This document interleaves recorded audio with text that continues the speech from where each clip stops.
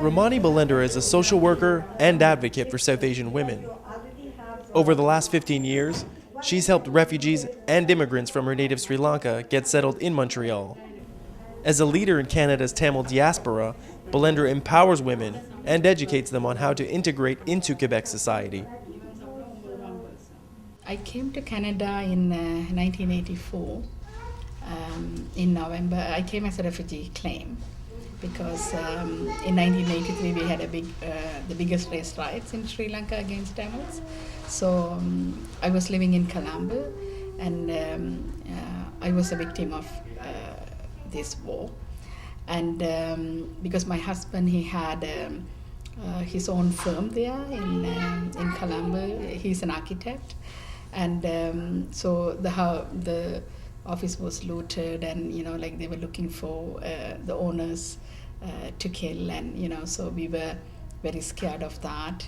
And also where we lived, it's a condominium, and not like here. They don't have you don't put the names of the people or anything in the house. It's the addresses are. Nobody can identify which is a Tamil house or which is a Sinhala house or like that. But one day, our houses were marked down, with the X mark, and so we knew that night something is going to happen. So we all have to leave. The Tamils, we have to go to the shelter, and they had a refugee camp. Then we have to take. There was a ship. It was taking refugees to the north and east, so we have to go to north by that. So then we decided, we can't live there anymore, so we have to, leave the country. So at that time my brother was in Canada, so we thought it's better that we go here because our family member is here. So we came to Canada. When I was a child, until we came to Canada, we had I faced about 2-3 race riots. So the people who come to Colombo to work or to study, and some of the families who we know, when there's riots, then they ended up in our home. So we had a small a refuge to those people. So we helped them, and so I know the feelings of how it's difficult for people to because even I was a victim too. So when I came here, at the time there were not many Tamils. I came in 1984, but what we did is we tried to help the community in a one-to-one basis. If somebody has problems, the main problem they had is the communication. So we helped them, where to go, what to do, and the immigration and everything. So we accompanied, we helped in that way. And then when I came to know there's an opening at South Asian Women's Community Center, then I wanted to apply because I like to help people, and I know how it's difficult for people to when they come here, what kind of difficulties they are facing and what they're going through. So I started in 1990 working at SOC, and then I took off in between for 5 years. Then I came back. What we want is a peace in Sri Lanka. We want a harmony. People have to live like the way they lived before,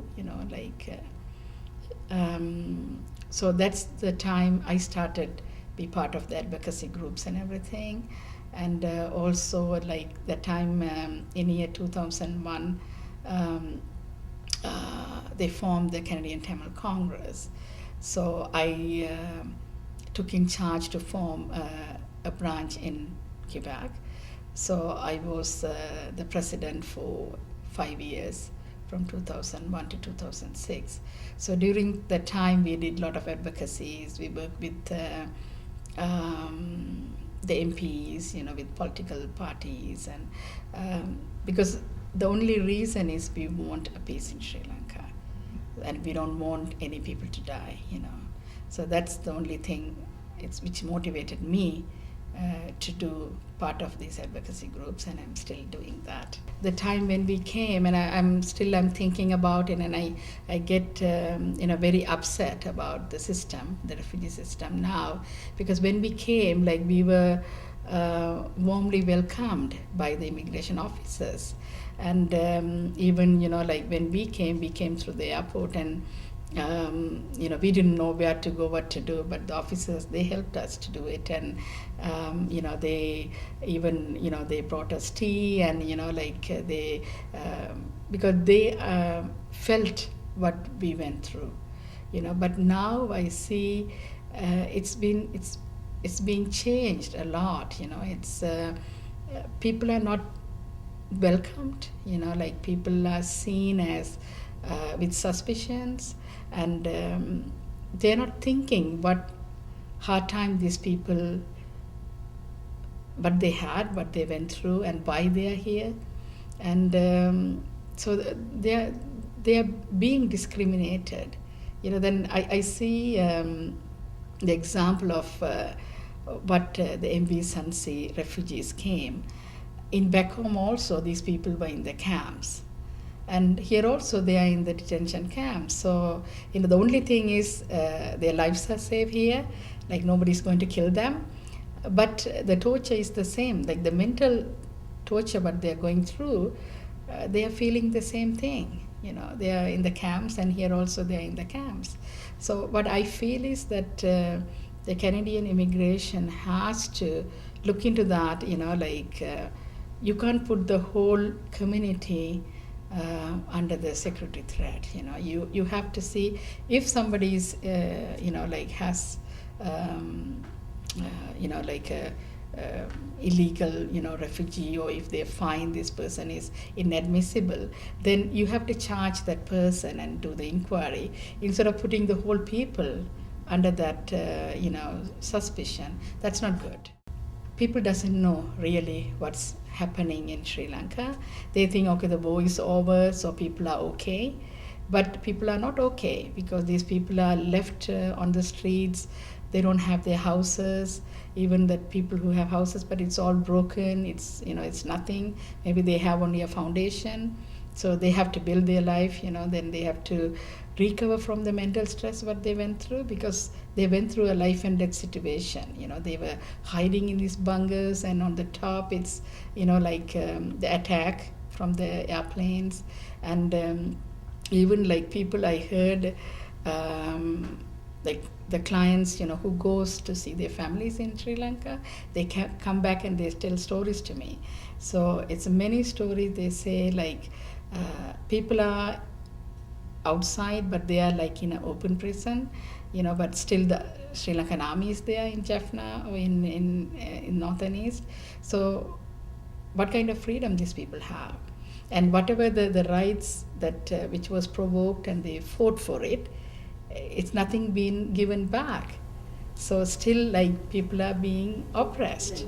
1 year போன அக்டோபர்ல இருந்து இந்த October மட்டும் Yeah, you அடுத்து can அதுல வேலை discuss, செய்யணும். and we will definitely Realize work with you. And because when you அக்டோபர்ல வேலை செய்ய என்ன பண்ணணும்? Yeah. The Canadian government, I can't say that they don't know. They know what's happening, because they have condemned in the past, what is happening in Sri Lanka.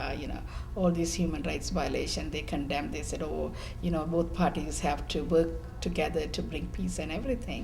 So they know what really went through. So now when the refugees come here, you have to treat them properly, because they are safe. Their lives are safe, and they are coming here to start a new life. And why you are keeping these people in detention? Because in the last October, when 76 men came, the same suspicion came. And what they did is like they kept them for a month, and they couldn't find anything, and they released these people. So now they are keeping these people more than a month, and there are like 90 women and 44 children among them. And but you're still keeping them. So we don't understand why they are doing these things. The only thing that we can say that they want the future refugees not to come. So this is the way that they think that people will stop coming, but that's not the right way do it, you know. If you don't want refugees, then they have to withdraw from the convention. That's what I feel. Otherwise, you treat everybody equally and you treat refugees as before, you know. What happened is when the war ended, the Canadian government brought a new program, a special program for the people, a reunification program they called, but that is only for the wife and children of any person here or the parents. So many of the people, the community, they had their married brothers and sisters, uncle and aunts there, and they were willing to sponsor these people and to bring these people legally, but the Kenyan government refused to do that. They didn't bring a program for that. So I think it's part of their fault too, because if they legally let these people come, they would have gone through the security clearance there, they would have done the medical, and they don't have to worry about the welfare of these people, because the family is here willing to take over that. So they didn't do that, and because of the reason, people have to come illegally here, you know, because they see where they can go, how, you know, like what I feel is like all the refugees come here, they come illegally. That's what you call refugee program. Like if you can come legally, then there's no refugee issue or there's no question. You know, they come as immigrants and they can do whatever they want. Like they can, you know, like upgrade their lives here. They are economic refugees, or economically they come here, right? We don't call them refugees. But refugees who can't come directly to Canada or any other country, you know, because they have fear of persecution in their country, but they have to leave. So they will find a source to come here. So you can't call these people as queue jumpers. For me, refugees never had a queue. The queue is for the migrants, any other immigrants, you know, who goes through legally the process to come here. Then you have this kind of quota, you know. That's what you call a queue, you know. But for refugees, there is nothing. Refugee is a refugee. Even if 1, 2, 3 comes, or if it's 100 comes, it's the same, you know. Because you see in a year how many refugees are coming. And you can't say, okay, because these people came together, then they are not refugees. No, you know, still it's the same process applies to these people. Then the same principle should apply to these people as well. So what I feel is it's these are the assumptions which is made by the ministers. You know, the immigration minister made a comment on these refugees, and even the minister of public safety, he made a issue of these people like maybe they are suspicion of terrorism. How can they assume that? You know, are they doing this to other communities? In every countries, when people are coming as refugees, they have a political problem in their country. So are these people are terrorists too? No, they are not thinking like that. So why it's for Tamils we are doing that? I heard that some of the people in Montreal, their family members are there in these camps. They believe that their family members are there because no one is identified so far, you know. So they think maybe their family members are there, but because we referred to the Red Cross, because Red Cross is taking care of these connecting families. So we let these people, directly talk to them. So then they can, if their family is there, then they will connect them. So if they have the families actually there, then maybe they will come to Montreal. So if they come to Montreal, then we will help them, in the part of integration adaptation. Then we can help them to settle down here and, to learn the language, French, and, to find the job. Then we will assist in that way. Office space.